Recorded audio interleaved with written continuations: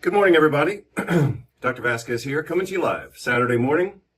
And no, I haven't had breakfast, but I have had between, I guess, 3 and up to 5 cups of coffee. Plus, I had 30 grams of vitamin C this morning, so you know what that means. I have come here to chew bubblegum and kick ass.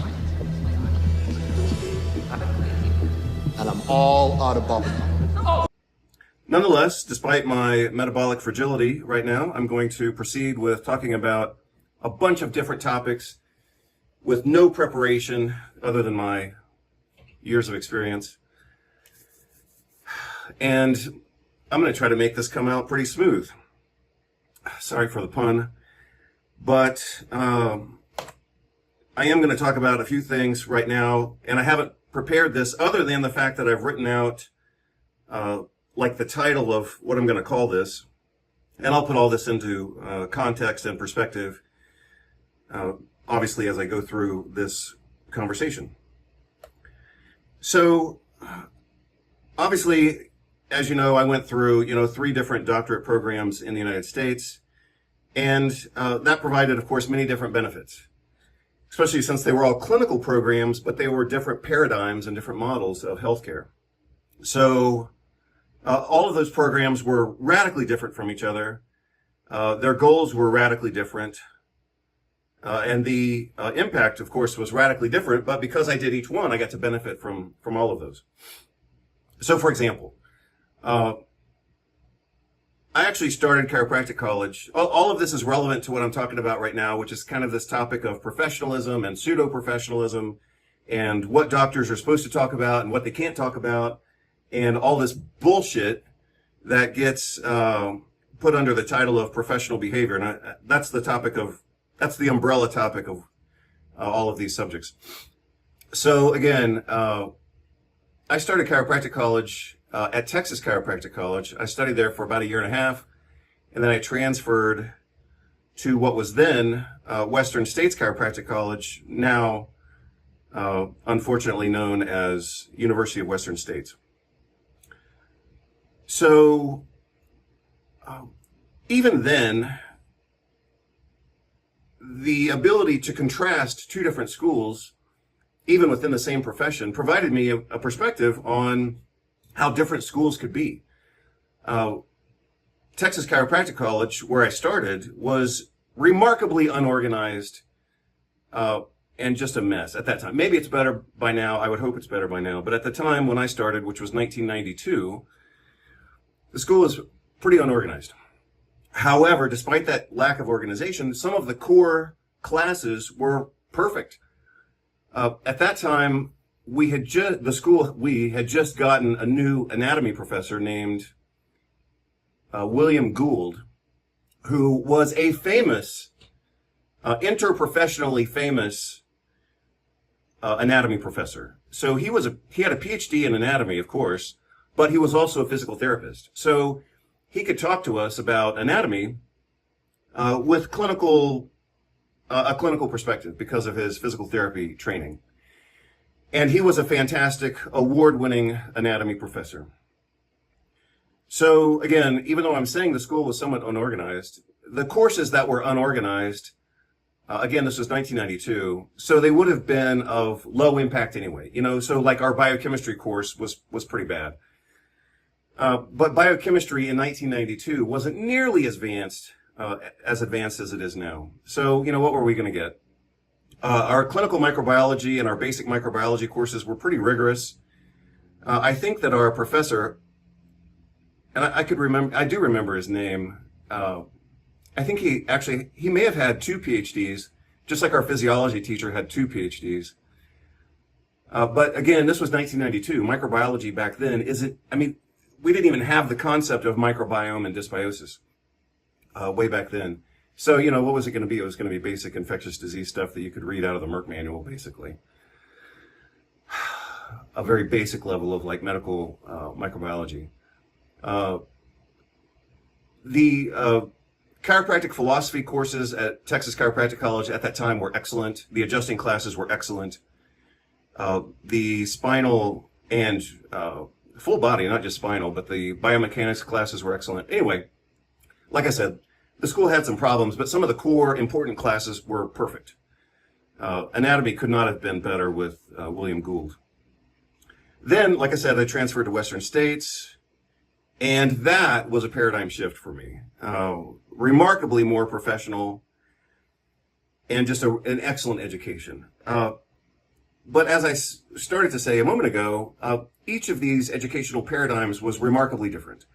So in chiropractic college at that time, the goal of, I would say, the overall goal of the school was to produce competent clinicians with a high level of professionalism. I think that was from my observation. Of course, they didn't come in and say, "Hey, we're trying to have a professional school here." I mean, they didn't come out and say that. So I'm just telling you what my observation was, especially based on, years of reflection and having attended other schools. So my observation of my, ultimate chiropractic education was that the goal of that education clearly appears to have been to create competent professionals within the scope of chiropractic, which certainly at that time was essentially exclusively focused on musculoskeletal conditions and treatments. Of course, now, of course, it would be a broader scope. Naturopathic medical education, I would say that the consequence of the educational structure there was also to produce competent naturopathic clinicians. So for within our naturopathic education, we had courses in pediatrics, gynecology, obstetrics, geriatrics, rheumatology, which I later taught, orthopedics, which I later taught, radiology, which I later taught. Our training in radiology in chiropractic college was actually kind of an overdose of radiology. I mean, we had to look at so many, like thousands of x-rays. We had to look at thousands of x-rays. I mean, at times, the level of radiology training in chiropractic college was just overwhelming. Now, contrasting that with my medical training and the hospital training and the medical school that I went to, University of North Texas Health Science Center in Fort Worth, Texas, that training was very obviously not, in no way in hell was it trying to create competent clinicians. It was trying to create, and I have no doubt about this, they were trying to create competent test takers to make the school look good through exam scores. And it worked. I mean, obviously I had other training and other education before I ever went to medical school, because it was my third, professional program. But, I scored in the top 1% and top 5% on the USMLE, which is the United States Medical Licensing Exam. And like I'm saying, the educational program appears to have been centered around creating what I called myself a point sniper. So, within the first maybe 4 months of medical school, I realized that my goal was to survive those exams. And so I called myself a point sniper. I was just looking for points. And so when I would read, when I would study, I was looking for whatever, because I had been a professor, because I had been a teacher before, I knew how teachers think and thought. So as I was reading the material, of course, I could tell where a teacher was likely to pull the information for an exam. And so, like I said, I just became a point sniper. In contrast to being a point sniper like I was, my friend David, he actually wanted to learn the material and be a good clinician. And that was almost his downfall.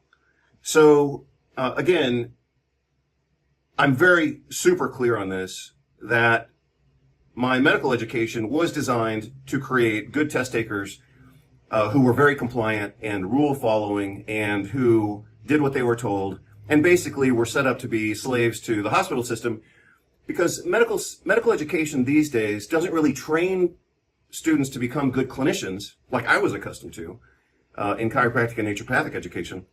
Medical education these days is really designed to create medical residents. So the training centers around a lot of memorization, a lot of rule following, a lot of long hours because they're trying to train you for the fact that you're about to work, between 80 and 120 hours a week.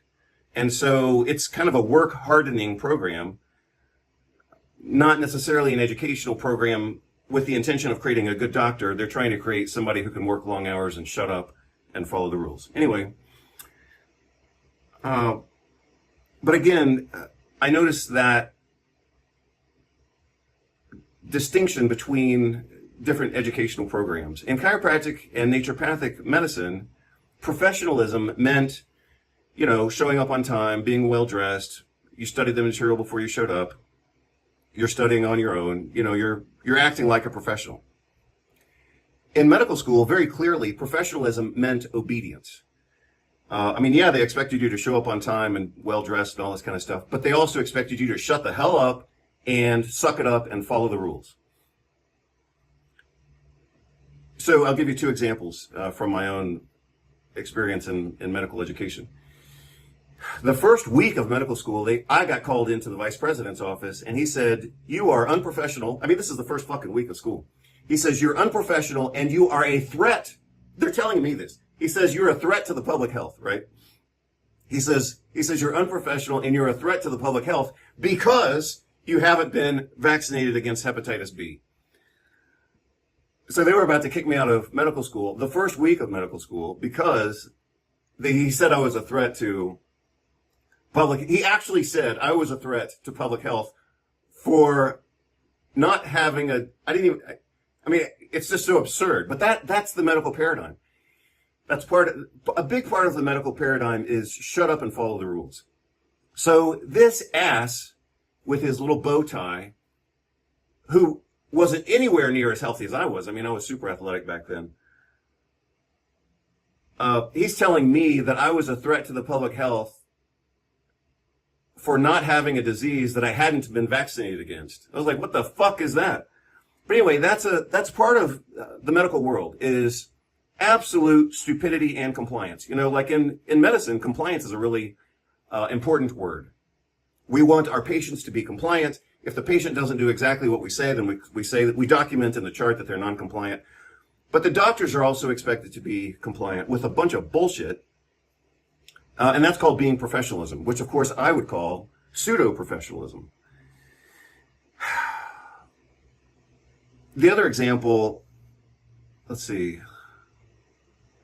I did have another example. So the first one was in the first week. The other example of, darn it. I'll have to pause the video, I guess, to remember what I was thinking of. Maybe I should have, or maybe I shouldn't have another sip of coffee, but let's see.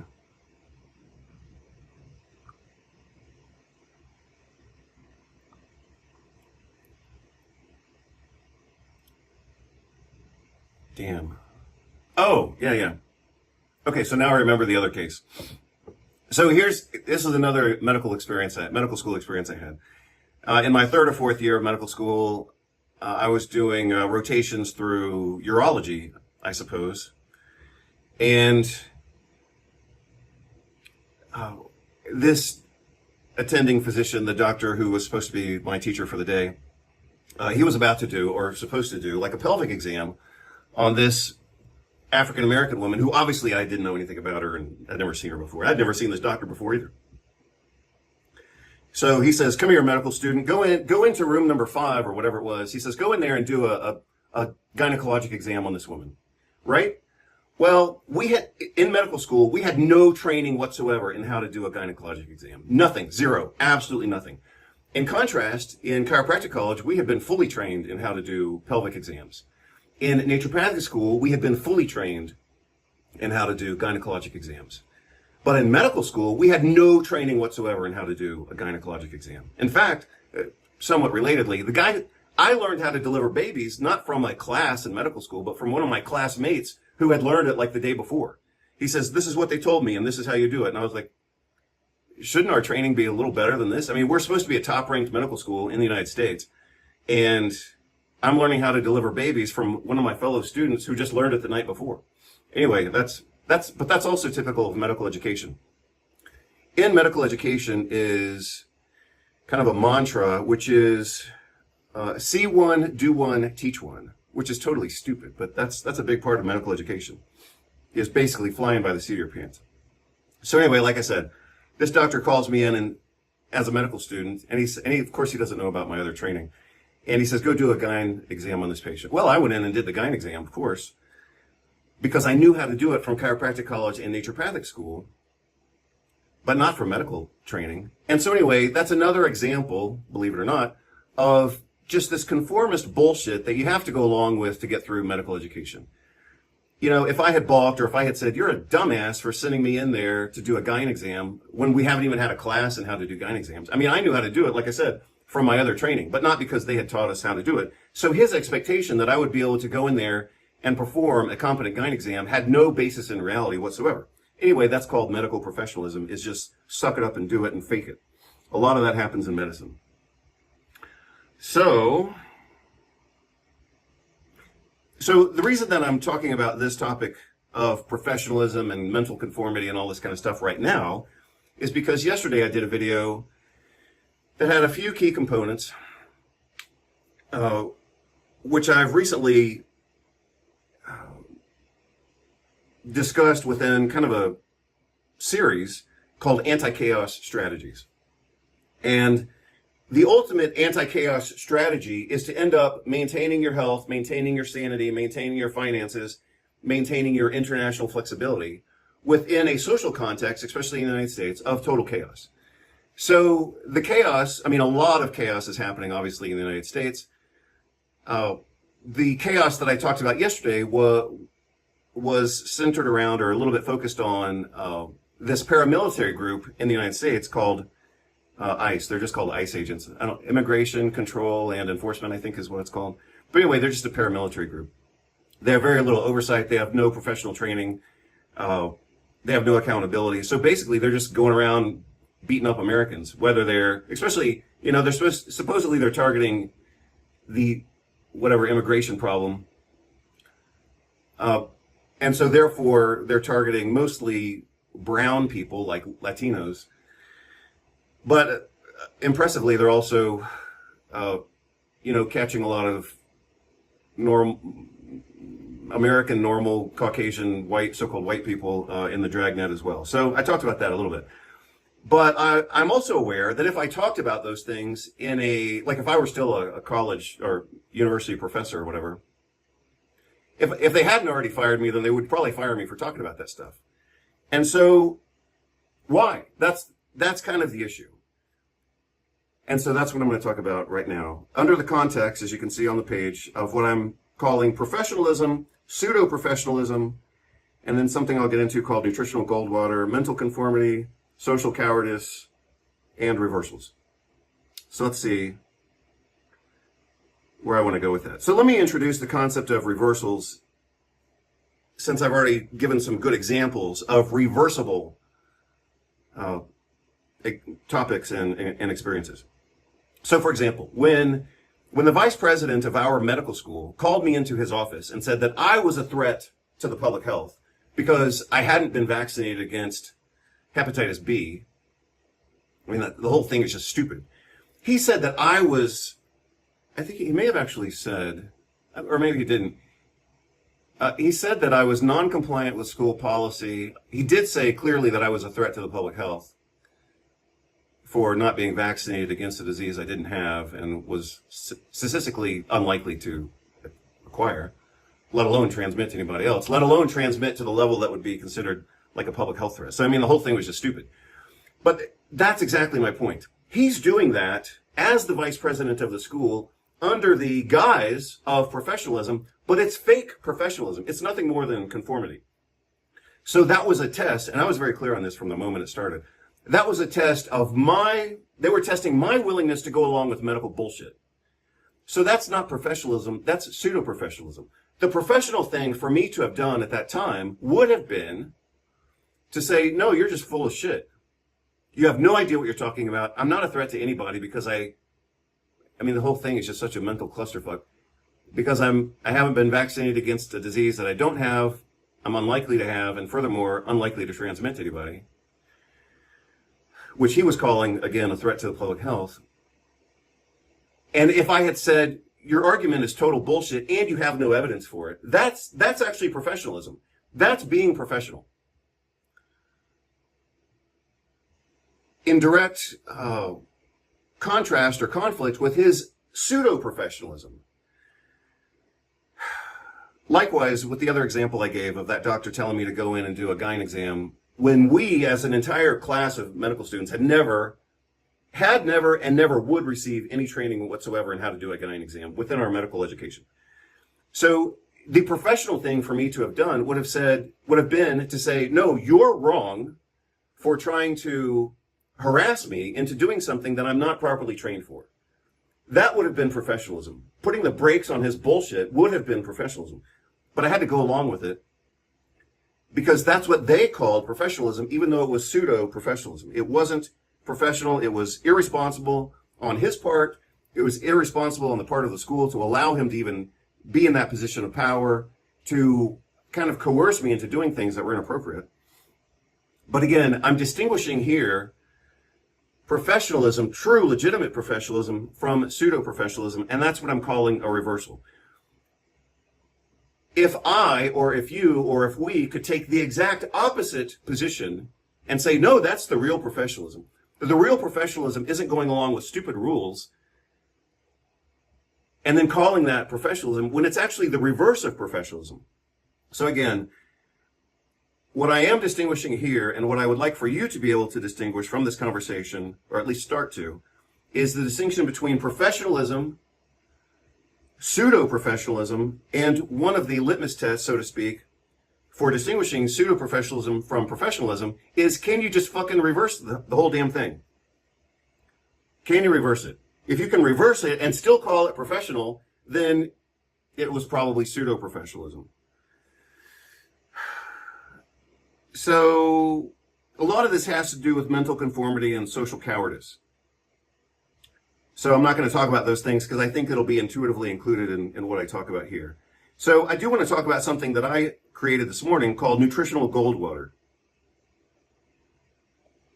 So let me see if I can draw on the screen here. I guess I'll choose red, but not for any particular reason. Nope, it's not letting me do that. I don't know why. Oh, maybe because I can't mix text with writing script. So I'll just write it out in long form as soon as my computer lets me do that. Let's see if I can do this. Yeah. Oops. So the Goldwater rule in medicine and especially psychiatry, the Goldwater rule is you cannot talk about politicians, basically. Especially politicians, but people in general, public figures, whatever. So this rule came about, like 70 years ago. It's quite old. And I am going to read a little bit from the screen from the American Psychiatric Association. And I'll include this link when I post the video. I'm not going to read the whole thing, of course. So this started in 1973. So that does make it 52 years, 54, whatever, 52 years old. So the Goldwater rule came about because some psychiatrists were attempting to diagnose or at least make public comment on a politician who had the last name of Goldwater. His full name was Barry Goldwater. So apparently this guy had some mental problems, and some psychiatrists were commenting publicly, like saying this guy's he's crazy or whatever. So the American Psychiatric Association came out with a rule now called the Goldwater Rule, more formally, prohibiting psychiatrists from making public comment on, especially politicians in this case, or anyone that they haven't seen clinically.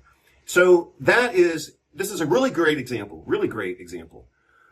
This is a great example of distinguishing professionalism from pseudo-professionalism. So, does that sound professional to say, well, you as a trained psychiatrist cannot make public commentary on public figures that you haven't seen in your office? Does that sound professional? Yeah, it kind of does. It does. You can kind of intuit that it feels kind of cozy, like But that's the other thing. That's the thing about social conformity and mental compliance, is it feels good to have someone put rules on you, because then you don't have to think. You don't have to take action. You're protected from being a full human being because you've got a rule that blocks you from being a full human being. This is why I don't teach in a university anymore. It's just too stupid. But that's a different topic. But since I just mentioned it right now, and since it's kind of in the back of my mind, I'll talk about it briefly right now. I think that when I was the founding director of an academic program, graduate program in the United States, I think at one point I became aware of some comments that some of the other administrators were saying behind my back, of course, because none of those jackasses had any courage to actually confront me personally. But I think at one point they said, one of the guys, and I know who he was a total jackass. But I think at one point he said something about my demeanor, or he loved to use the word pedagogy, even though he had no teaching experience. He was just such a complete idiot. Candor, that's what it was, candor. He said something about my candor, which is kind of like saying my professionalism, right? These upper administrative jackasses were stealing scholarship money from the students. And they knew that I wasn't going to go along with that bullshit. And so they had to come up with a vocabulary to start documenting how they were going to fire me. It's called constructive dismissal. And it's illegal, but it still happens all over the place. But in order for them to sequentially document how and why they were ultimately going to fire me, they had to start coming up with this bullshit about how my candor wasn't appropriate for the school, or how I wasn't an institutional fit, even though I had been a professor on that campus and I graduated from that school and all this stuff. Oh, I mean, I couldn't be a better fit for the school. But let's see, candor, demeanor, stuff like that. They were trying to use the language of professionalism, but it was pseudo-professionalism. They were stealing money from the students. They were stealing money from the academic program, my academic program. They were going to Europe on money that should have been in my program, and they wouldn't even buy our teaching assistants like the books that they needed for the class. So let's say that we're teaching a class on whatever, and all the students have to buy this book. Obviously, it would be a big textbook. This is just the one that I have next to me. I should probably use a different example. This would probably be a better example. So let's say that the students in my class have to have, a $100 textbook, and I have to have teaching assistants to, help manage 160 students. The administrators wouldn't even pay for the teaching assistants to have access to the books because they were trying to undermine me. But those same idiots were the ones that were documenting that I was unprofessional, while they're blocking me from being able to teach. They're stealing money from my program. They're stealing money from the school. They're taking European vacations during major institutional events, and then coming back and saying, well, I don't want to hear anything. I don't want to hear bad. This is exactly what the president told me. He said, I don't want to hear bad news. I only want to hear about solutions. I mean, these people were just complete unprofessional jackasses and idiots. And I wrote a whole book about it last year. But they were using the language of professionalism to try to control me. And so that's just another example. Let's go back to Goldwater. So let's talk about I'm going to talk about right now the Goldwater rule specifically, but then I want you to understand it conceptually. The specificity of the Goldwater rule is that as professionals, we're not supposed to comment on politicians. And apparently the rule still stands, because the American Psychiatric Association still has it on their website, even though it was published in 2016. I'm going to read a quote from that article, and then, like I said, I'll post a link to it. So that's the specificity of the Goldwater rule. The broader conceptualization of the Goldwater rule is that you're not supposed to have, you as a medical professional, as a clinician, you're not supposed to have a personal opinion, especially on anything political. So, like I said, if I say that President Trump has clear, I mean, he fits every criteria for malignant narcissism, or at least narcissistic personality disorder. I mean, he fits all the criteria for that. If I say that as objective data, that's professionalism. That is looking at criteria. Maybe I'll look up the actual criteria right now since I talked about it. That's looking at objective, established clinical criteria, applying it to a public figure, and saying, hey, this is reality. This, you know, we've got whatever. Let me see if I can find it. I'm going to look up a checklist for narcissistic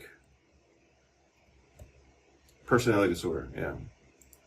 So let's just go through a quick check. 12. Let's see. That one has. Let me see if I can. I'm trying to find something somewhat official. So, not that I respect this organization, but I am going to look at a page from the Mayo Clinic just because they're a medical organization.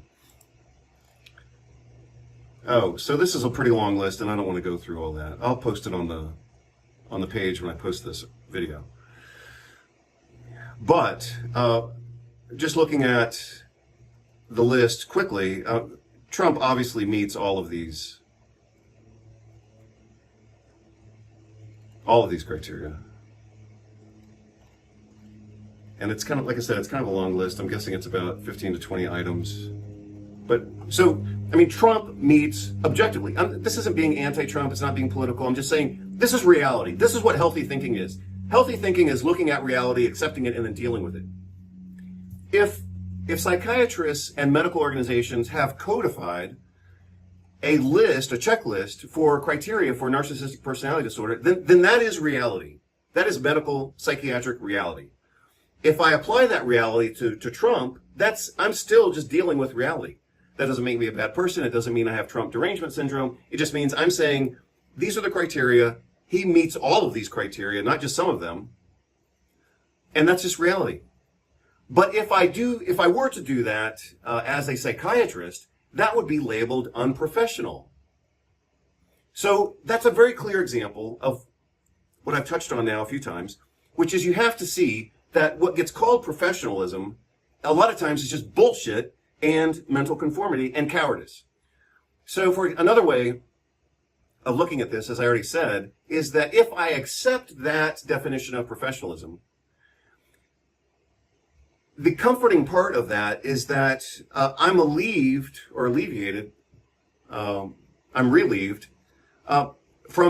decision making. So it actually helps me save mental energy because now I don't have to think about this. I can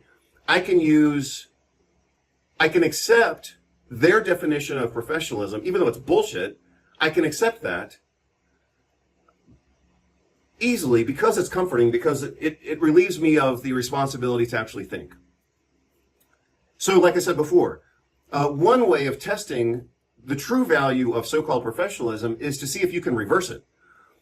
Could I make the argument that my role as a doctorate level professional, doctorate meaning a terminal degree, like that's as far as you can go beyond, like postgraduate training. But in terms of like formal education, doctorate is as far as you can go. That's why it's called a terminal degree. Could I argue that I have a responsibility to make public comment on politicians and political events? Could I argue that I have that responsibility? Yeah, I can. So doctors, for example, are trained, supposedly, very little. I mean, I got more of this in chiropractic college than I ever got in medical school. But doctors are supposedly trained in critical thinking. And that's some bullshit right there. But in chiropractic college, we actually did get trained, especially in some of the ethics classes and classes related to laboratory analysis. And that's a perfect example. And this is an easy way to distinguish between like doctorate level professional abilities from the abilities of the general public, including like journalists and political commentators who haven't been trained to a certain level of analysis. Obviously, they've been trained in other things. I'm not saying they don't have any training. And I'm not saying that they can't make critiques. But I'm just saying they don't have what we have, and maybe they have other things. But for example, we in clinical care, including chiropractic, naturopathic medicine, and so-called conventional medicine. It's not even conventional. I mean, that's another stupid thing. But we get training in things that the general public doesn't even know about, like sensitivity, specificity, positive predictive value, negative predictive value,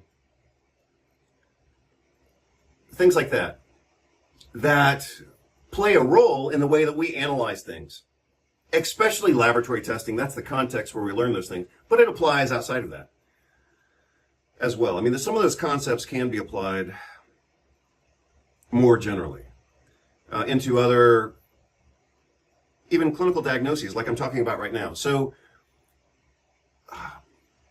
for example, and I've talked about this even in the context of nutrition, that some clinical findings, or symptoms even, have a very high predictive value for disease X, whereas others don't have that same level of predictability. So, for example, fatigue, depression, those are very non-specific symptoms. But if a patient comes in with white scaly plaques that bleed when you take one of the plaques off, then that's super specific, right? So that's a distinction between something that would have a high predictive value versus a low predictive value. It's not the greatest example, but I think you get what I'm talking about. If I see a patient with fatigue, abdominal pain, and that could be anything. That could be an intestinal tumor, it could be anemia, it could be food poisoning. I just saying, fatigue and abdominal pain. If they have fatigue, abdominal pain, and a unilateral headache, then that makes a huge difference. If they have fatigue, abdominal pain, and garlic breath, that makes a huge difference. Obviously, we would be thinking then of selenium toxicity, as I reviewed in one of my other recent videos. So, doctors do, as I am saying, doctors do have a certain level of language and training in critical analysis that the general public doesn't have. So the idea that doctors shouldn't make commentary on public events or politicians, and you can reverse that. You can say, oh, well, you have to be professional. You should only talk about medicine. Watch how I flip this in just a moment. You should only talk about medicine. No, but our training is to analyze people. Our training is to observe events.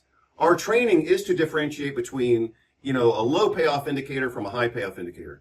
So the argument could be completely reversed, that we not only have the right to do it, but that we even have the obligation to do that. So that's an example of a reversal. If I say, I was thinking about the video that I did yesterday. I was thinking about it this morning and maybe a little bit last night. I was thinking, if I said these things to a class on a campus, I could get fired maybe for saying that Trump is a narcissist. Or maybe I could say slightly more objectively, without the conclusion, I could say Trump meets all criteria for narcissistic personality disorder. And he also shows clear signs of confabulation. I could say those things. That's objective reality.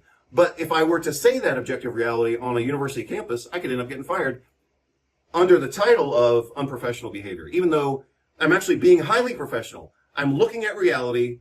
I'm applying diagnostic criteria to the clinical reality that we see, and I'm saying these fit this person. Here's the other thing. The Goldwater rule specifically states that you can't make a psychiatrist can't make a diagnosis or an assessment on someone that they haven't seen clinically. Well, what is that? That's a way to control the entire population of psychiatrists. The other thing is, if I were a psychiatrist and I were interviewing, let's say, whatever politician that came into my office, and I interviewed that politician, let's say as somebody who has some mental disorder or whatever, I would be basing my evaluation on a one-time interview that maybe takes 30 minutes or maybe takes an hour. Now contrast that level of evaluation with looking at someone's behavior over the course of 8 years through video clips and commentaries and quotes in various different situations over the course of time. Which one of those is going to be more accurate? A 1 hour interview? I mean, anybody can bullshit their way through a 1 hour interview. Or looking at 8 years of evidence in multiple settings. Which one of those is going to be more professional for making an assessment? Well, I think you should be able to know the correct answer there. again, if I'm interviewing somebody, and believe me, I've had this happen in a psychiatric setting. So the first rotation that I did as a medical student in my third year of medical school was actually the psychiatric emergency department. And I mean, those people can bullshit like you've never seen. And they bullshitted me. I mean, obviously I was much younger at the time and much more susceptible to bullshit. But I had the first guy I ever saw, I remember very clearly. This guy comes in and he had been brought in by the police, and I had to interview him with, of course, no medical training in doing this. But I had received training in counseling in my naturopathic education. So I knew a few things, but nothing from medical school. So I'm interviewing this guy and doing, the intake form and all this kind of stuff. This guy had just come in from the police or maybe in an ambulance from some type of psychiatric event. And he told me he's a military veteran. He told me he had some, chronic injuries from being in whatever American war had happened around that time. And so one of the ways that we completed our intake for these people was we had to call their families and say, hey, Bob Smith just got brought in by the police, and he told us he's a military vet with chronic pain, and maybe the guy was taking drugs or whatever, I don't know. So anyway, I had to call and talk to this guy's mother, and after I had already been convinced of this guy's story, and she says, this was in Texas, so she says, honey, that guy is so full of shit, and she's talking about her own son. She says, that guy is crazy, and he is lying to you with every word that he says. So anyway, that's exactly my point. The Goldwater rule states that medical professionals cannot publicly assess politicians. And that if I were a psychiatrist, I could only make an assessment, which obviously I wouldn't be able to make it public if I had made the assessment. So look at how that works. It's basically a gag order on professionals to assert their professionalism through their professional training by making a professional and reasonable commentary. So look at, I hadn't thought of this until right now, but the Goldwater rule supposedly prevents mental health professionals from making public comment on politicians if they haven't seen that seen that patient in their clinical practice. But if they do see that person in clinical practice, then they're prohibited from commenting on that as well because of confidentiality and, right to privacy and all this kind of stuff. So either way you look at it, the people with the most training in assessing mental health, medical psychiatrists, are blocked from making a public assessment of what's going on. That only leaves the consequence of that. So let's reverse the whole thing. What's the consequence of that? That the public is denied a professional perspective on hugely important topics like, is your politician mentally ill? So that's a pretty big damn deal. I hadn't seen it that way, but it's a complete gag order. If you haven't seen the person, you're not supposed to talk about it. If you have seen the person, then you're blocked from talking about it as well. So the rule is, under the umbrella of professionalism, the rule is basically trying to say that no one can talk about this. Well, that's bullshit. So let me show you what they state here. Here it is. So this was written in 2016, but it is still on the website of the American Psychiatric Association. This is titled The Goldwater Rule, Why Breaking It is Unethical and Irresponsible. Her quote is, simply put, breaking, by the way, sometimes when people say simply put, or this is simple, or this is basic, or whatever, sometimes that's true, but sometimes it's a way to get you to turn your brain off and just sit down and shut up. So she says here, simply put, see, she didn't need to say it that way, but she's trying to dumb this down. So intuitively, she says, simply put. That's actually strategically brilliant in a way. Simply put, she says, breaking the Goldwater rule is irresponsible, potentially stigmatizing, and definitely unethical. Definitely unethical, she says. Well, let's reverse that. Is it irresponsible or is it responsible for a trained doctorate level mental health professional to offer an assessment? That's actually, that's what they, the psychiatrists specifically, that's what they're trained to do. Why would that be irresponsible? because you haven't seen the person in your office? Well, like I said, anybody can bullshit their way through a 1 hour interview. So what is of higher value? A 1 hour interview in your office, or 8 years of looking at objective data in different settings and watching the progression over time? I mean, that would be way more objective. That would be way more responsible. So let's say that a mentally ill politician is going to go in for a psychiatric assessment. They know that they're going to that appointment. They can take tranquilizers if they have anxiety. They can take stimulants if they're dopey and drowsy. So they can self-medicate for the purpose of passing their psychiatric evaluation. And yet, the American Psychiatric Association is saying that that's the gold standard. I mean, see how easy it is to reverse that? So she says it's irresponsible. She also says it's potentially stigmatizing.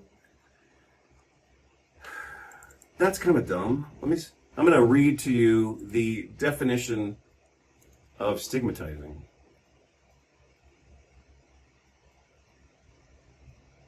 Let's go to the Merriam-Webster dictionary. To describe or regard in a way that shows strong disapproval. Well, if I say that Trump meets all, like not just some of them, not like just 80% of them. If I say Trump meets all the criteria and descriptions for narcissistic personality disorder, I'm not showing disapproval, which is the definition of stigmatize, which is the word that was used from the American Psychiatric Association. I'm not showing disapproval. I'm just saying, hey, these patterns fit. His pattern of behavior fits the diagnostic criteria.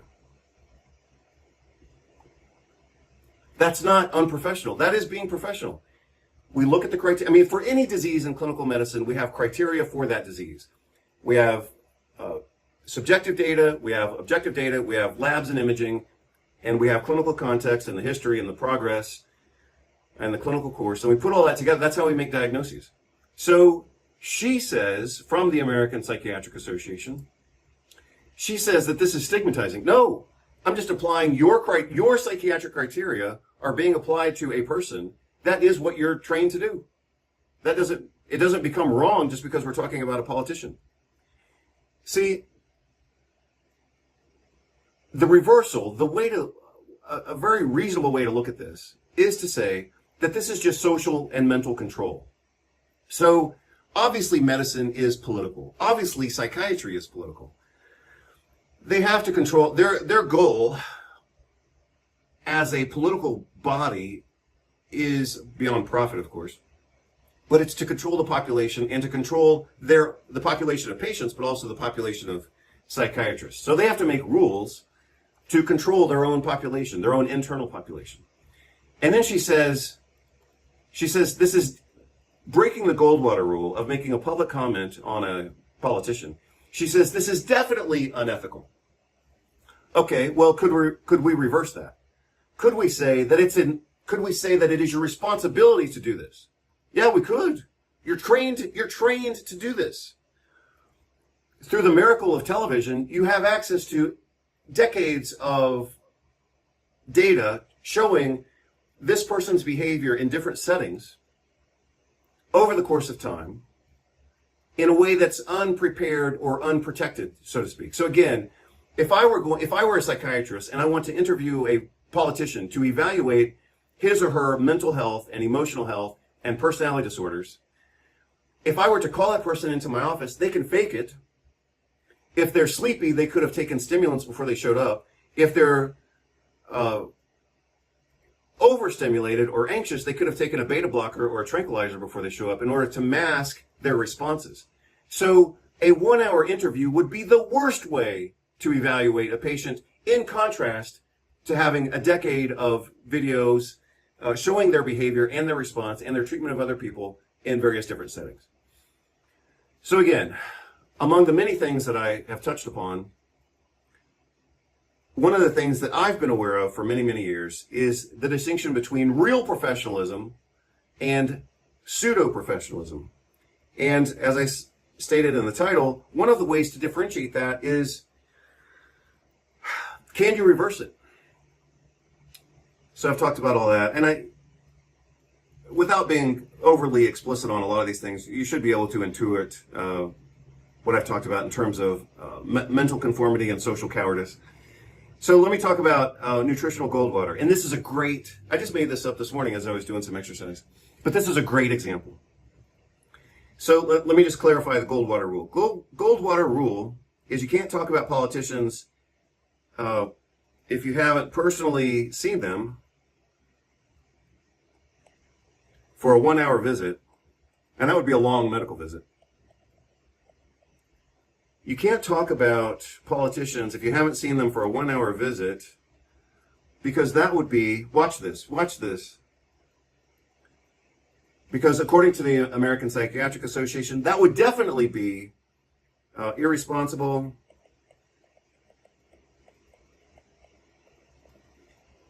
stigmatizing,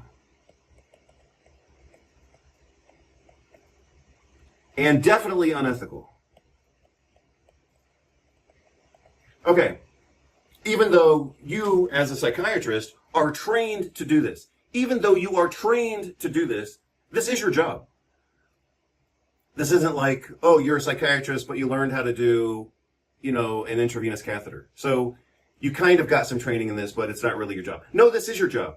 You as a psychiatrist are trained to evaluate people based on their behavior and their patterns of behavior over time. That is your job. But if you do your job applied to a politician, then all of a sudden they're calling that unprofessional because you haven't seen that person for a 1-hour visit or a 30-minute visit in your office. That's just stupid. But that's the rule. That's the professional rule. That's the professional standard that they're going to hold you to as a psychiatrist, according to the American Psychiatric Association. Okay, now let's apply that to nutrition. So the American Medical Association frequently talks bad about nutrition in a way that is stigmatizing, irresponsible, and definitely unethical. And they have no training in nutrition. Medical doctors consistently have no training in nutrition. Unless they went to a weekend seminar or unless they learned on their own. That's basically what it comes down to. But within medical training, for family medicine, internal medicine, even gastroenterology, they have no training in basic nutrition, let alone clinical nutrition, let alone advanced clinical nutrition, let alone functional nutrition. So come on. Yet, medical organizations and a lot of medical physicians talk a bunch of shit against nutrition. So I want you to understand and look at the reversal there. Look at the pseudo-professionalism of that. The American Medical Association, in their Journal of the American Medical Association, publishes absolute garbage that is itself unethical even by medical standards. But they publish that garbage to make nutrition look inefficacious and dangerous. They did that with COVID and vitamin D, and I've talked about that before. So again, I want you to stay with me and follow the contrast there. The Goldwater rule states that, sorry, let me get rid of my coffee and write this down. The Goldwater rule states that someone with clear training specific to that field can't apply their training. You have to shut up. If you see them publicly, you can't comment on it because that's the Goldwater rule. If you see them privately, then that information is protected by confidentiality. You can't talk about it then either. So the people with the most training are professionally blocked from talking about what they're observing. That only protects corrupt politicians, and it deprives the public of a professional perspective on these things. That's unprofessional, but it's called professionalism. Let's look at a total reverse situation. The medical profession constantly condemns nutritional supplementation, even though they have no training on it. So why don't we have a Goldwater rule for nutrition that says medical doctors can't comment on anything related to nutrition because they have no training in it whatsoever? And they have a huge conflict of interest, etc., all the way starting through medical education to hospital training to passing board exams to everything. Hopefully some of you, hopefully all of you, get what I'm trying to say. doctors are blocked by codes of professionalism from talking about the things they do have training in, and yet they're allowed publicly and professionally to talk about things that they have no training in, but that's okay, as long as it maintains political and professional hegemony. That's the point that I'm making here, among some sub-points. So hopefully all of you got that. I think I explained it reasonably well.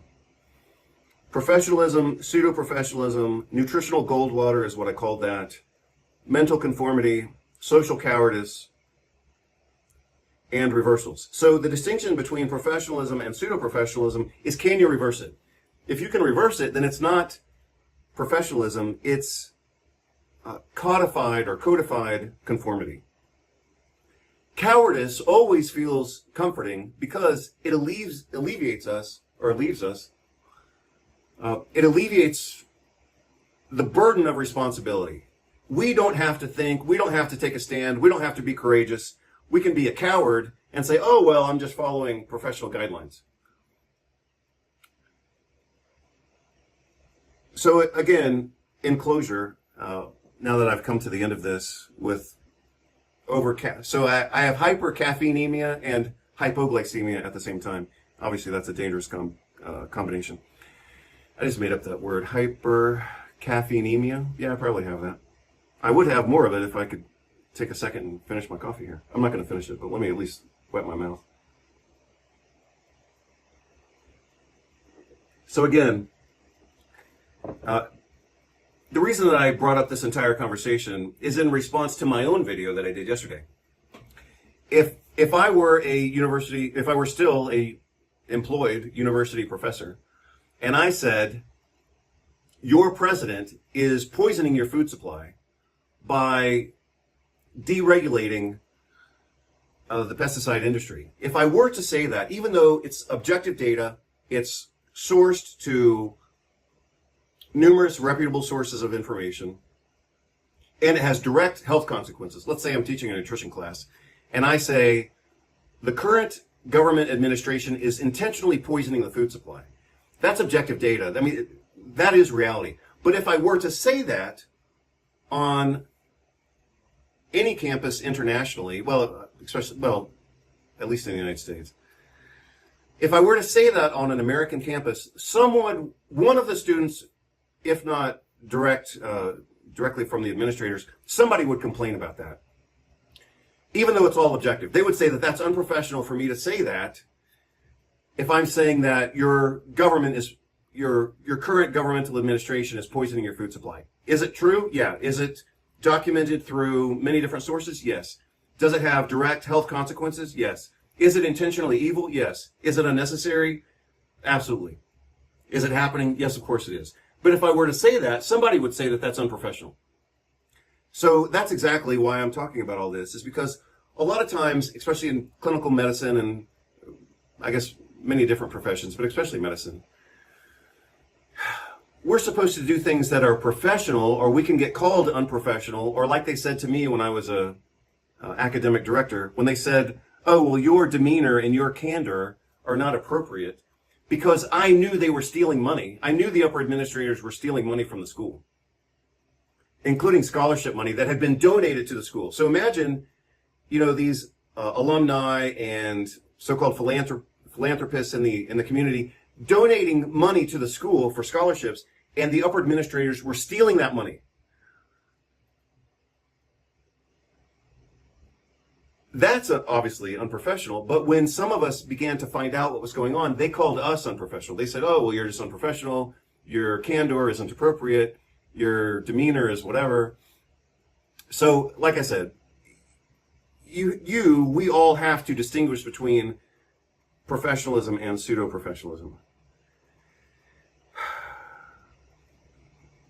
So in yesterday's video, I talked about pesticides. That's not a political statement. If I say the Trump administration is poisoning the American food supply, that's objective data. It could be interpreted politically or unprofessionally by somebody who wants to shut me up. And that's probably why I can't teach on campus anymore, because I'm not gonna filter myself for anybody. I'll tell you that. The other thing that I commented on yesterday is that the Fourth Amendment of the United States Constitution says that people are protected from illegal search and seizure. And yet, we're seeing a paramilitary group in the United States consistently perform illegal search and seizure on American citizens.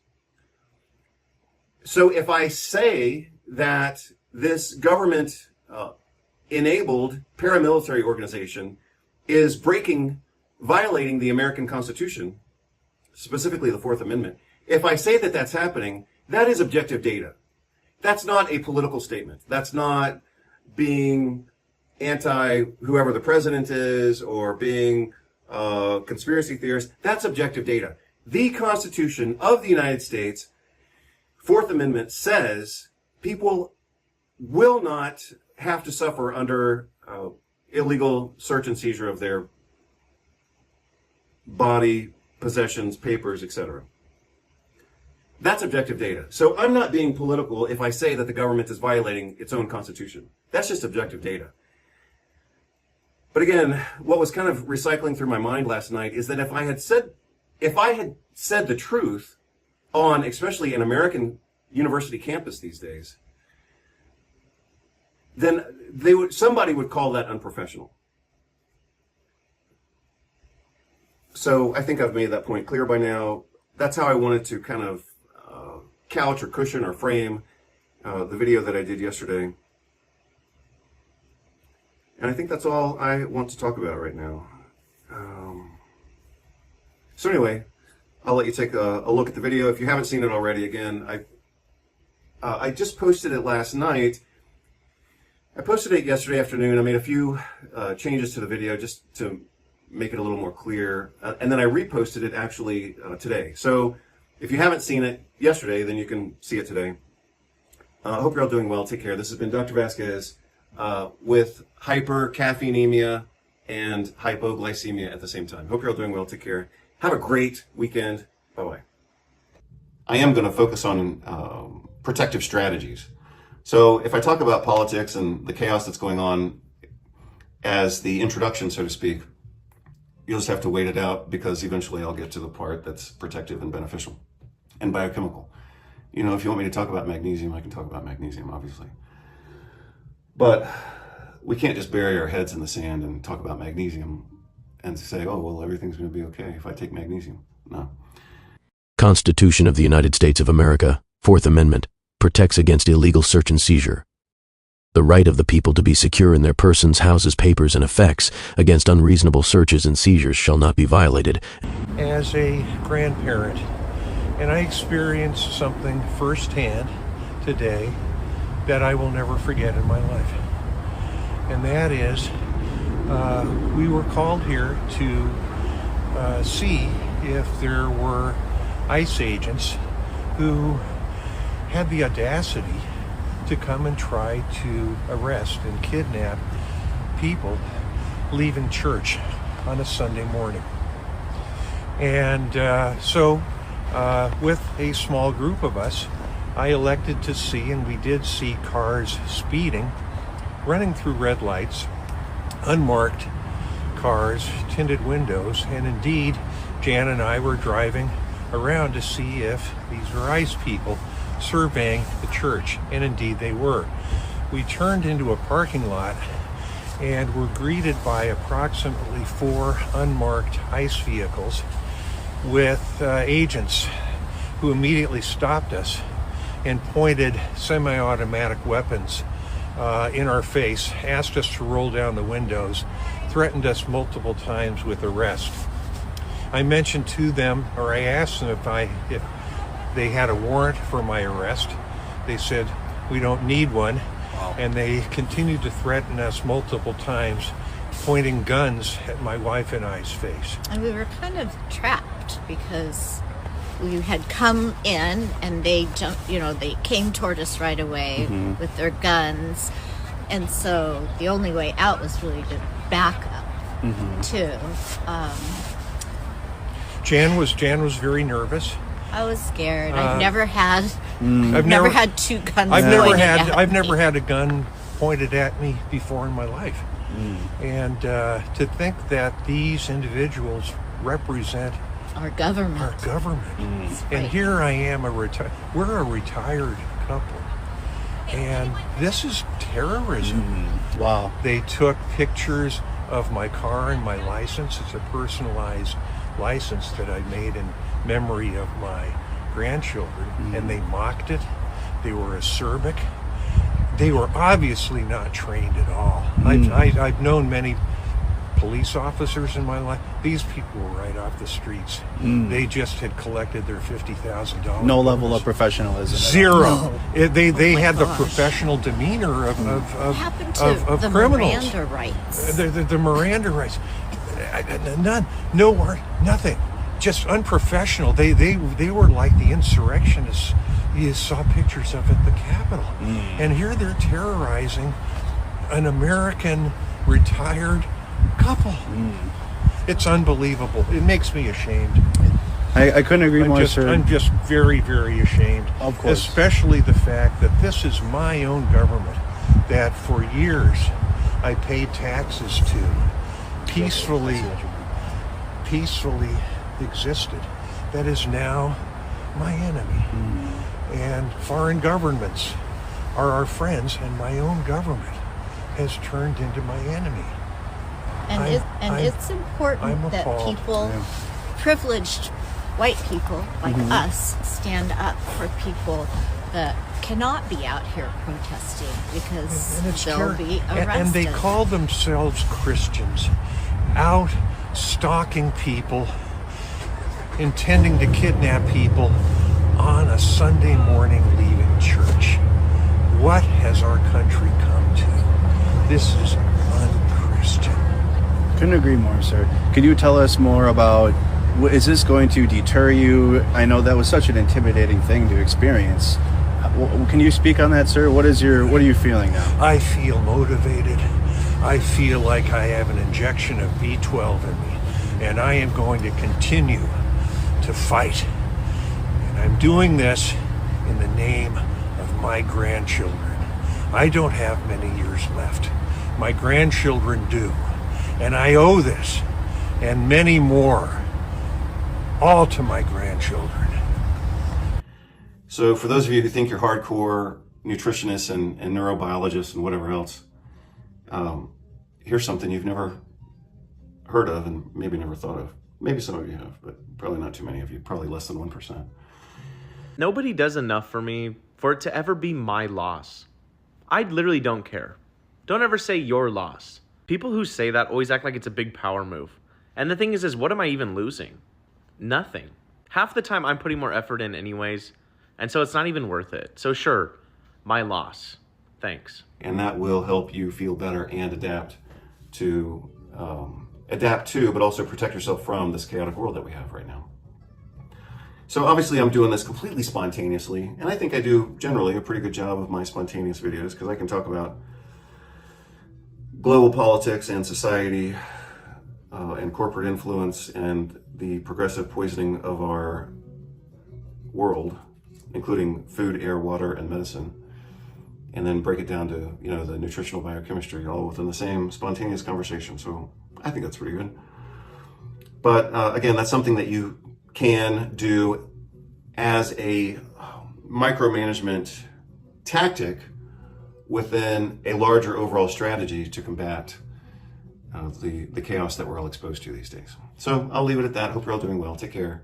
And like I said, I'm going to work on this sequentially as a way to talk about, things that we can all do to kind of protect ourselves from this crazy world that we live in right now, which apparently in the United States, if I didn't already mention this, apparently what the new social trend in the United States is illegal search and seizure. So now we have a paramilitary group, running amok in the United States, and they're illegally detaining people, even American citizens, of course. And so, that's a level of chaos that we've never seen on a on a huge and coordinated scale, I guess, within the United States. Obviously the United States has had a history of attacking certain groups at certain times. Sometimes it was the Japanese when they were, interned during World War II. Sometimes it was Chinese immigrants. Sometimes it was Irish. Obviously, at times, Native American Indians and African Americans. And now it's anybody with brown skin who appears to be, of whatever, Latino descent, or it's not really Hispanic descent, but sometimes that's the word that's used. It's not very accurate. But I mean, we're just seeing a level of chaos now that's just beyond anything I could have even imagined, 6 months ago. But we have to, see it for what it is and use a variety of different strategies, or I should say maybe tactics is probably the better word. We have to use a variety of different tactics within groupings of different strategies, to eventually reach the goal of protecting ourselves from all of this. So I hope you're all doing well.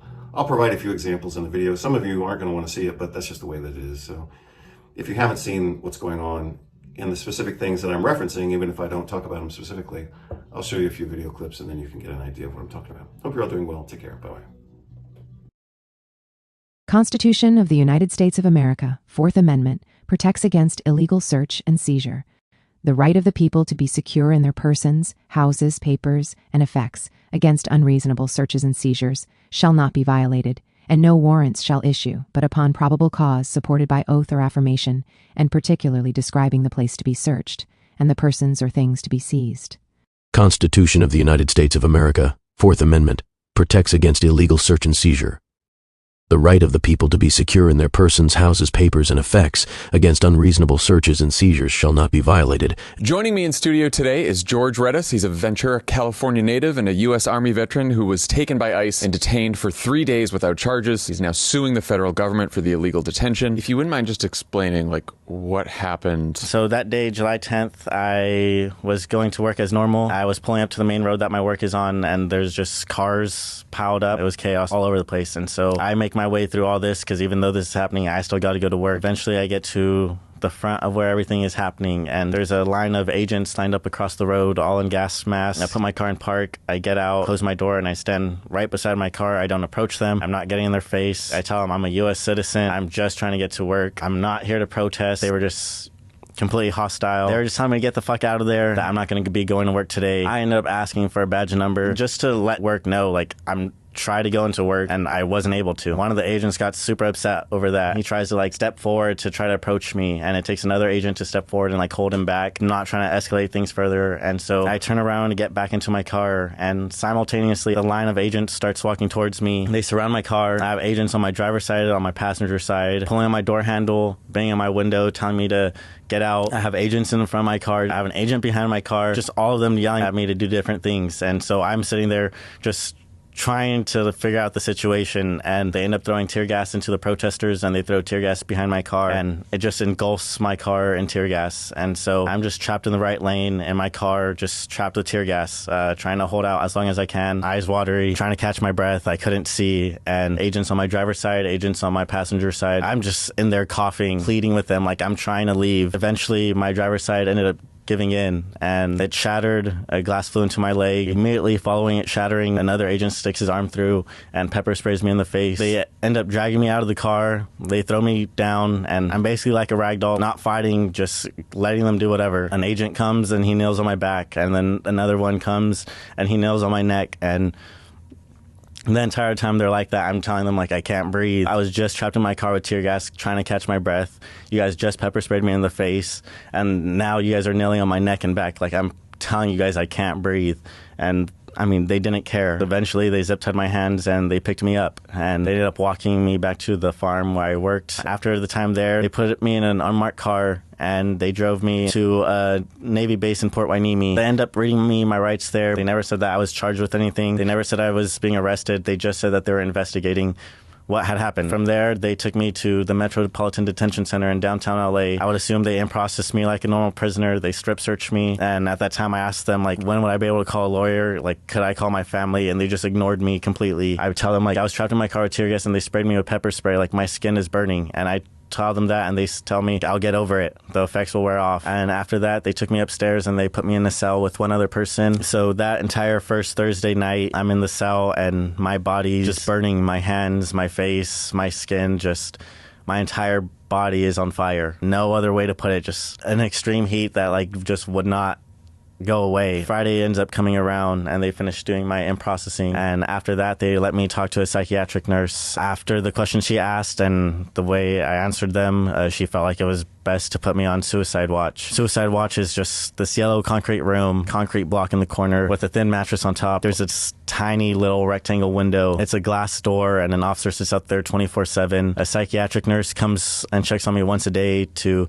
make sure I don't kill myself. They leave the light on 24/7. I'm in there naked in a hospital dress, and I'm like that from Friday morning to literally the point I'm released. And so Sunday morning, close to afternoonish, comes around and an officer comes up to the cell. He walks up and he just says, I'm off suicide watch and that I'm going to get released. I'm there for a couple more hours. And eventually another officer comes up and they open the door, they walk me downstairs, they give me back my clothes. They said that I was free to go, that all the charges on me had been dropped. That wasn't good enough for me. And I asked them, so I was locked up in here and I missed my daughter's birthday for no fucking reason. And it was just the loudest silence ever. Never heard anything back from them, never nothing.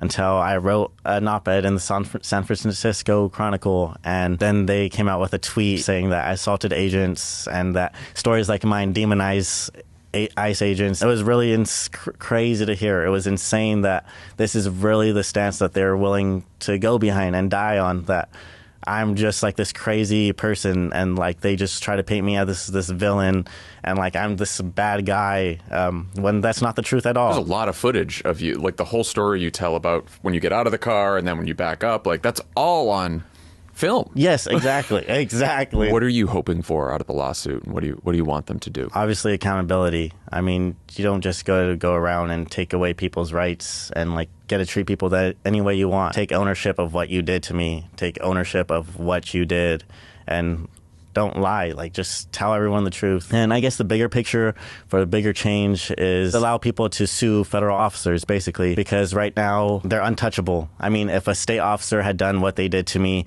I would be able to go to court right now and file a lawsuit for everything that happened. But it's the fact that because they're federal officers, I show up to the courthouse and they tell me basically there's no clear path for you to file a lawsuit. So they shut the door in my face, and not only my face, but for everyone that's filing a lawsuit currently. And so my bigger goal is to amend that statute, make it where to every single person could get accountability and justice for what happens to them. Constitution of the United States of America, Fourth Amendment, protects against illegal search and seizure. The right of the people to be secure in their persons, houses, papers, and effects against unreasonable searches and seizures shall not be violated, and no warrants shall issue but upon probable cause supported by oath or affirmation, and particularly describing the place to be searched, and the persons or things to be seized. Constitution of the United States of America, Fourth Amendment, protects against illegal search and seizure. The right of the people to be secure in their persons, houses, papers, and effects against unreasonable searches and seizures shall not be violated. Good morning, everybody.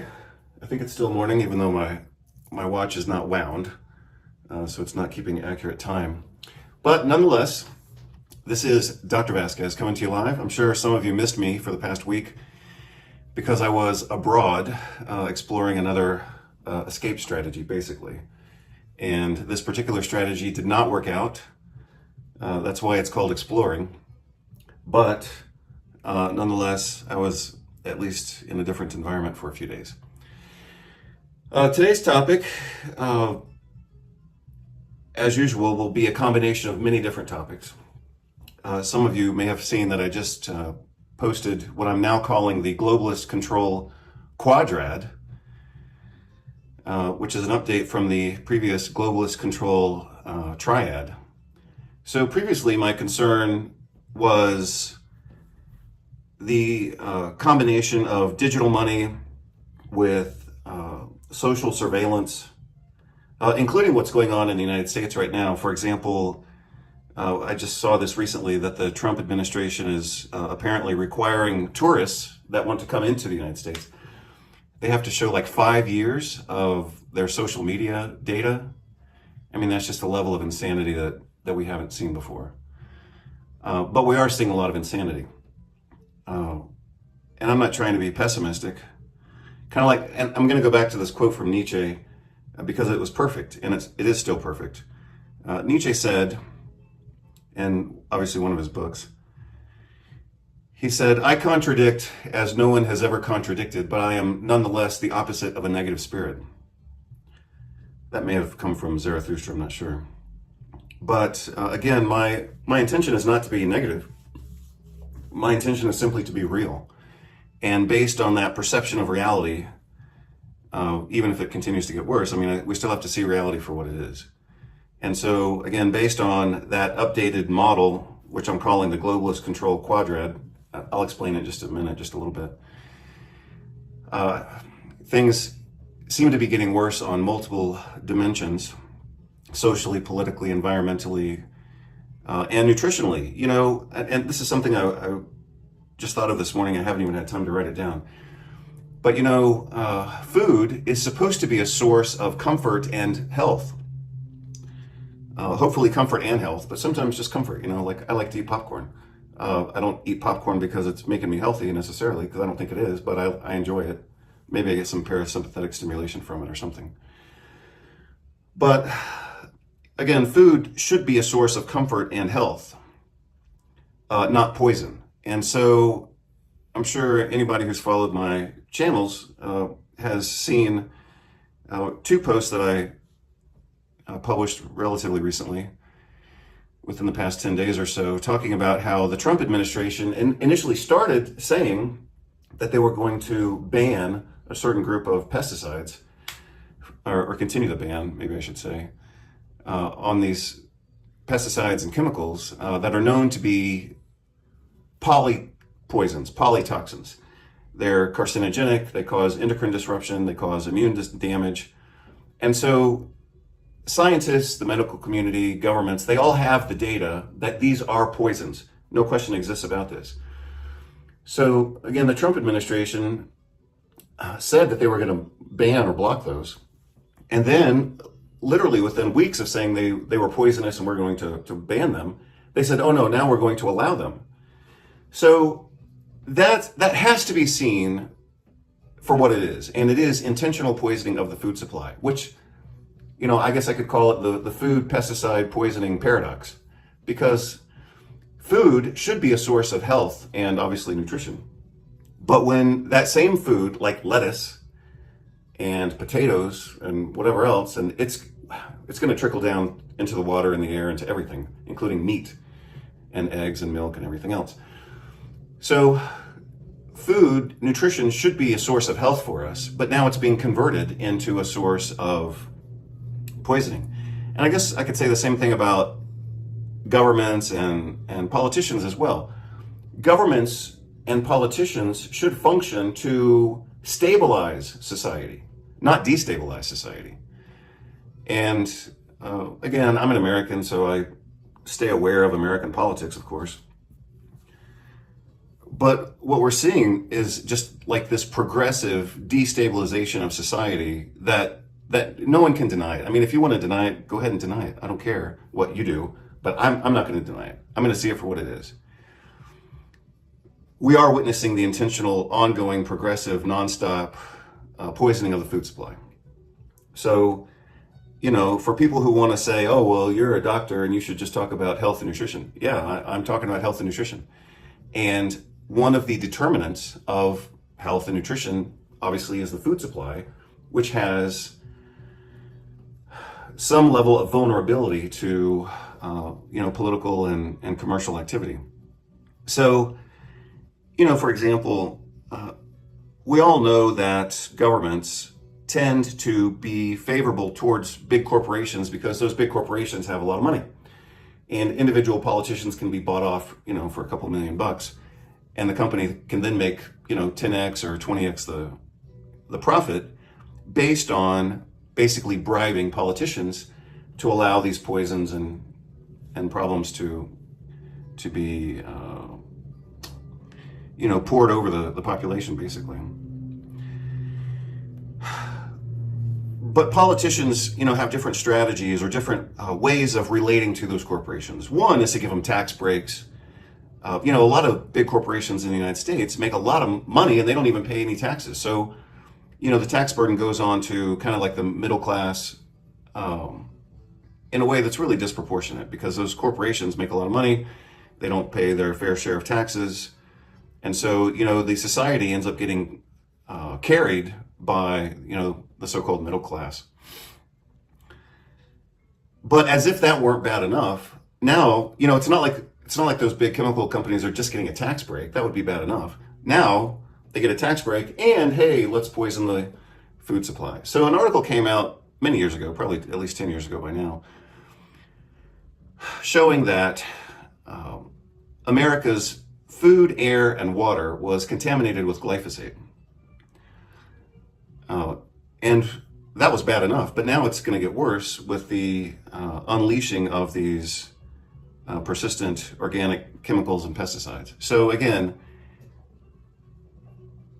all of us who strive to be mature, aware, conscious, responsible adults, we have to see that for what it is. I mean, we are witnessing the intentional poisoning of the food supply.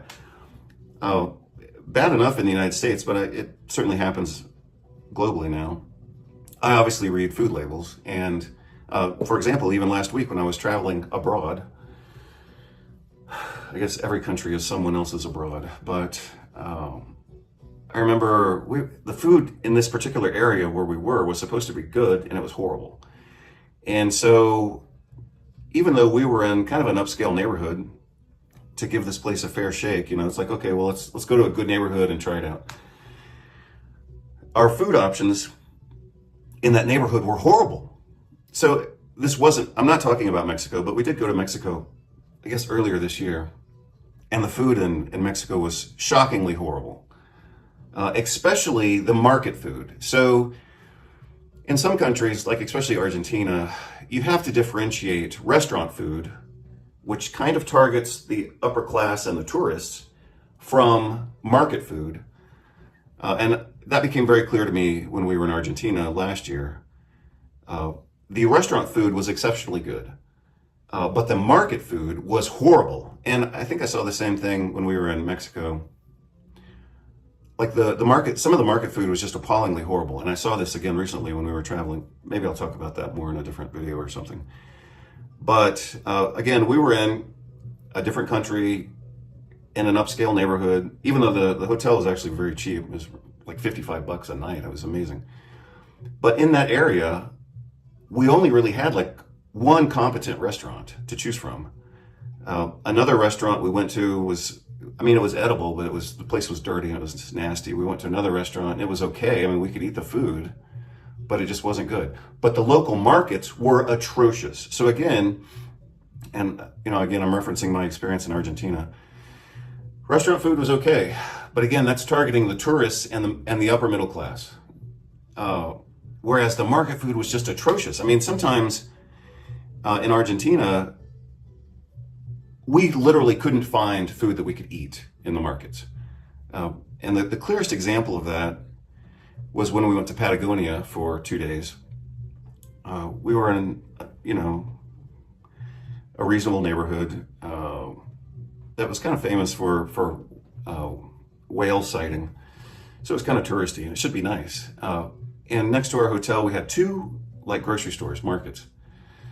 And like, I know how to travel and I know how to, survive off of travel food, even when it's not, exactly what I want. I still know how to, typically what I do is go to, if I'm getting a little bit desperate for food when I'm traveling, then I look for sardines. I could look for a piece of fruit,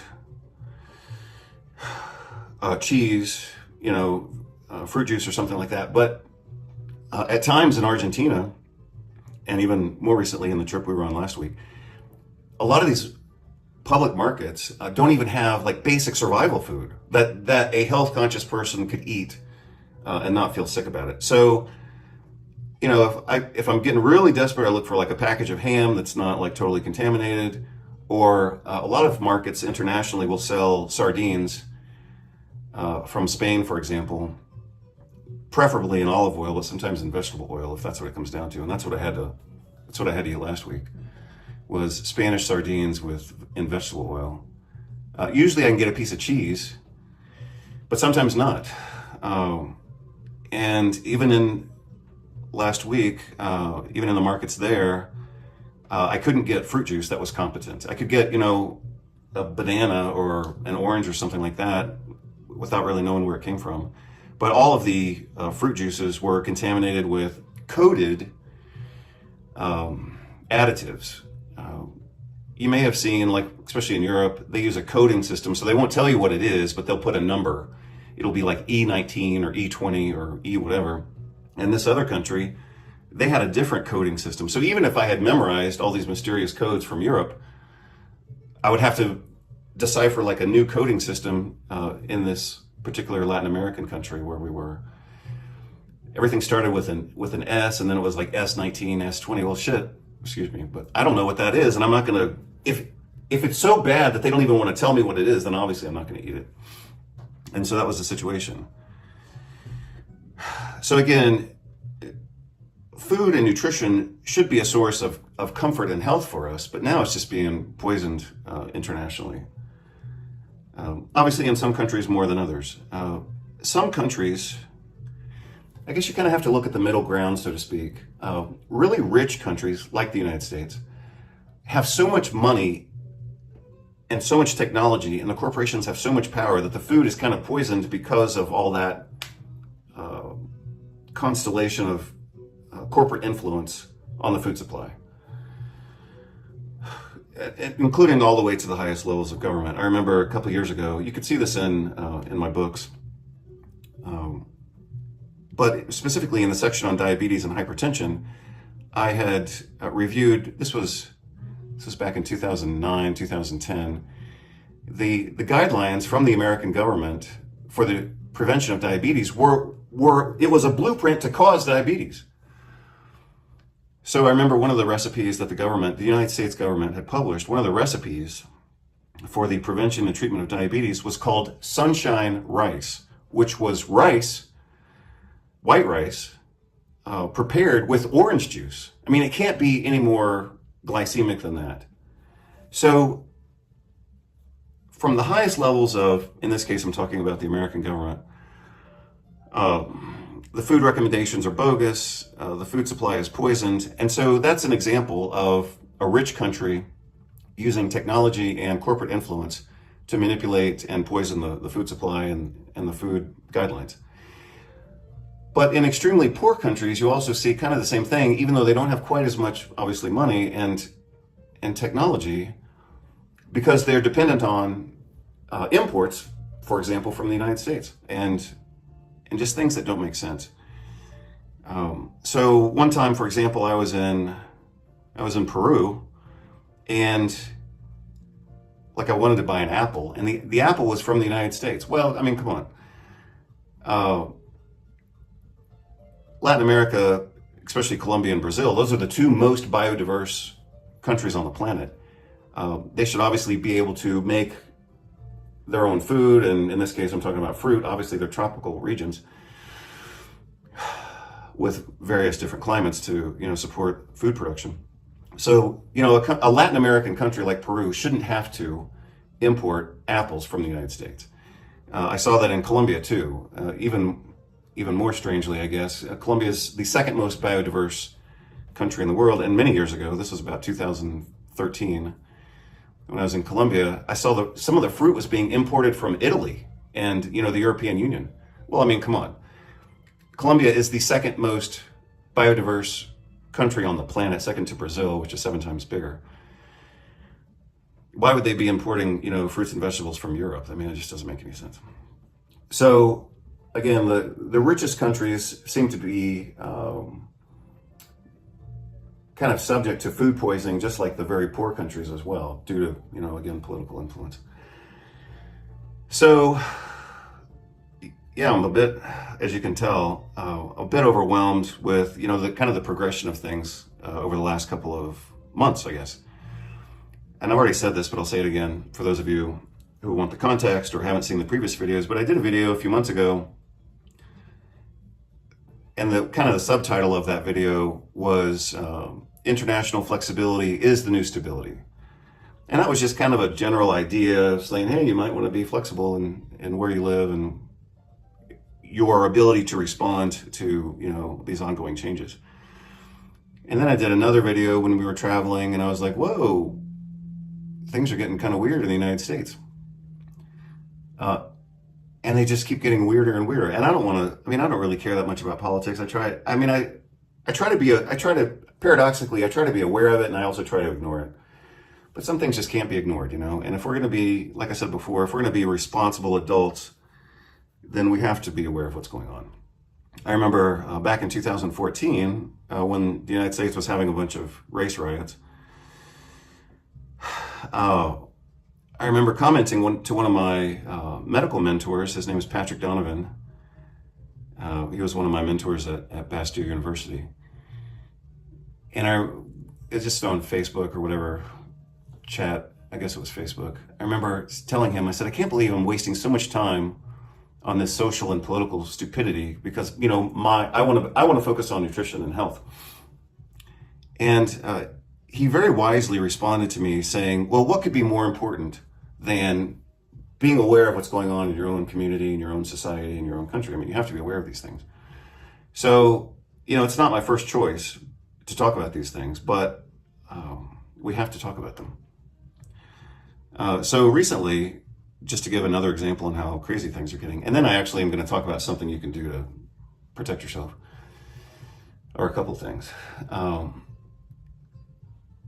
So in order to keep these conversations on anti-chaos positive, I am going to focus on protective strategies. So if I talk about politics and the chaos that's going on as the introduction, so to speak, you'll just have to wait it out because eventually I'll get to the part that's protective and beneficial and biochemical. You know, if you want me to talk about magnesium, I can talk about magnesium, obviously. But we can't just bury our heads in the sand and talk about magnesium and say, oh, well, everything's going to be okay if I take magnesium. No. So I think I lost my thread there for a moment. That's because I'm a little bit over-caffeinated and underfed. But that's typical for my mornings because typically I start out my morning drinking water and doing exercise, but also drinking coffee.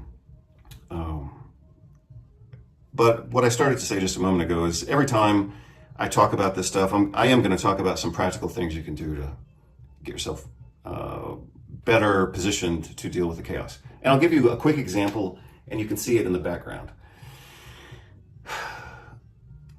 I think one of the strategies, and these are all micromanagement strategies. So individually, these can all be seen as petty, small, micromanagement, kind of dumb, kind of like, oh, well, that's not going to solve the problem. Yeah, nothing's going to solve the problem because the problem is huge.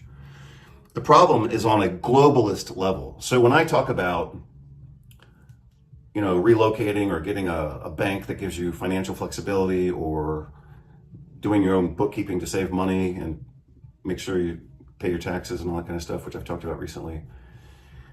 All of that is micromanagement in the service of trying to have a life that works, you know? So yeah, it's micromanagement, but everything's micromanagement, ultimately, or can be seen as that. So, you know, what I started to say, I kind of, maybe not even kind of, but for most of my life, since I was about 16 or 17, even before that, I liked art, and I used to draw a lot when I was a kid, just like a lot of kids did. But now, you know, I'm lucky if I can get a stick figure out.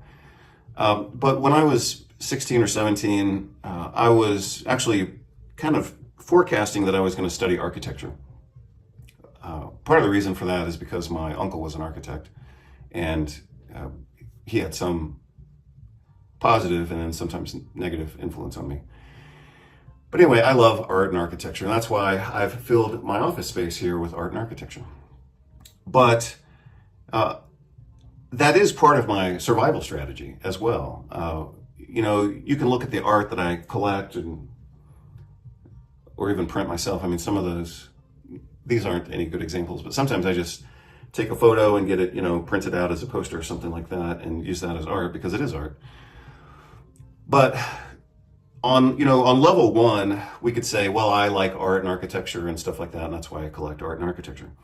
But the way that I now perceive that is that it's actually part of my survival strategy as well, because I have a place, in this case, my own, home office, where I can be comfortable and be comforted by, the images and the art and the music and the furniture that's comfortable.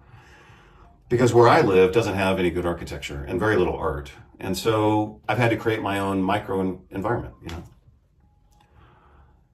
But I do think that it kind of pacifies me and gives me a safe place to be. And I think we all have to including all of you, we all have to intentionally create a safe environment for ourselves. And that's part of surviving, global chaos. Everything just can't be chaos and sterility and, plastic furniture and aluminum chairs, We have to have a comforting environment. I'll talk more about that later. Maybe I'll make a note to myself so I don't forget it, because I actually do want to say more about that. And it's based on legit research. So maybe I'll just make a note to myself. I'm not going to talk about it right now because I want to try to keep these short.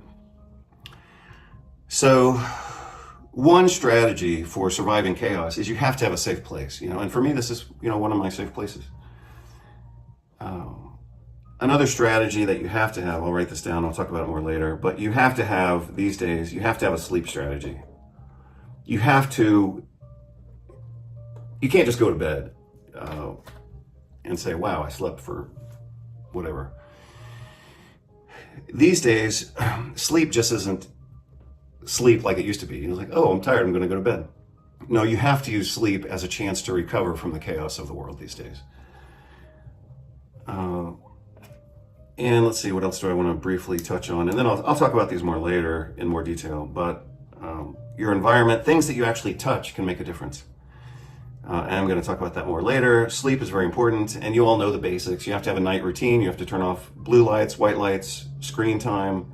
You have to start your wind down in the evening. I usually start winding down around 6 p.m. because a lot of times I go to bed at 8 p.m. And so that gives me 2 hours to kind of get in the sleep zone, so to speak, or at least start transitioning there. And as you all know, I'm a big fan of melatonin, and I've talked about it many times before.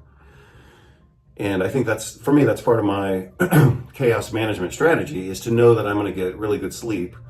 And yeah, so that requires, avoiding light in the evening, having a wind down strategy, not getting too stimulated or aroused by emails and videos and things like that. For me, videos and graphics, like I'm very visual. So watching videos and doing even my own graphics, if I do too much of that late in the day, then it just overstimulates me. So I have to start shutting that stuff off around 6 o'clock or so. Sometimes not. I used to work till midnight every night, but now I don't do that anymore. Let's see. So I'm going to talk about those two things later. And so I guess I could reasonably, well, let me just say one more thing, and then I'll get into the fourth strategy. I'm sorry. Yeah, so strategy number one is you have to create an environment that works for you, where you feel comfortable and safe and kind of separate from the world. Sleep is important. You got to sleep restfully. Like sleep cannot be compromised in a world of such constant chaos these days. So it has to be a priority. And you're certainly free to use melatonin if you choose to do that. I think it helps. The third strategy that I'll mention, and again, I'll detail these out more later, but you have to exercise. We all have to exercise. And you have to create, sorry, I'm trying to write exercise. You have to create an exercise routine that works for you. And that's not negotiable anymore, especially when we're all kind of stressed out. So it has to be exercise with stretching. I'll talk about that more later. Based on some new data that I just saw today, which was published 2 years ago. But it takes that whole conversation to a different level. So you have to have an exercise routine that works for you and doesn't wear you out, because the purpose is to, strengthen yourself, not exhaust yourself like I did recently, because I started running again because I had this fantasy of doing another half marathon. And yeah, running kind of wore me out, so I may have to give up on that idea. I don't really care about running another half marathon, but I did start running again, and I paid the price for that. So let's see, exercise. So environment, sleep, exercise. And so right now I'm just going to talk about nutrition. And I'm going to talk about a specific nutritional intervention that you can use now, and that's reasonably affordable. I think it's quite affordable, but I'll get into those details in a different video, and can provide you multiple benefits. So for those of you who, again, whatever, I mean, I get, every once in a while I get some really stupid comments like, oh, you should just talk about nutrition, or you should just talk about medicine. So I'll talk about nutrition and medicine right now. I do have a level of expertise in kind of like neuroinflammation and pain management that I haven't even published yet. I have published, obviously, a lot of books on, my first book was Integrative Orthopedics, my second book was Integrative Rheumatology, my third book was on chronic pain management. A lot of that information now, of course, is in Inflammation Mastery, which is, 1,200 pages. It's a big book, obviously. But I've got information that I haven't even published yet because it's new to my own experience. When I had that bike accident a few years ago and I was paralyzed, my arm was paralyzed for a while. Yeah, I had to up my game. So everything that, let's see, that was in 2020. So everything that I learned to manage that injury, that nerve injury, and the chronic pain, I had complex regional pain syndrome for a while. Everything that I learned in that process, I haven't even published that data yet. So, like, if you look at all my articles and books on pain, orthopedics, rheumatology, chronic pain, migraine, fibromyalgia, rheumatoid arthritis, I've got a whole nother paradigm on top of that I still haven't published. Maybe I'll publish it next year. Some of it anyway. But topic number 4 for right now is a specific nutritional intervention that you can use in order to manage stress and, this globalist chaos that we're all exposed to. This obviously isn't the solution to those problems. This is micromanagement. And so, for me, it feels kind of petty even to talk about micromanaging such a huge problem with a nutritional supplement. But we have to. We have to protect ourselves. And this is one of the ways to protect ourselves. So, again, for those of you who think and live and breathe in the world of biochemistry and neurophysiology, I'm going to introduce something to you right now that you've never heard of.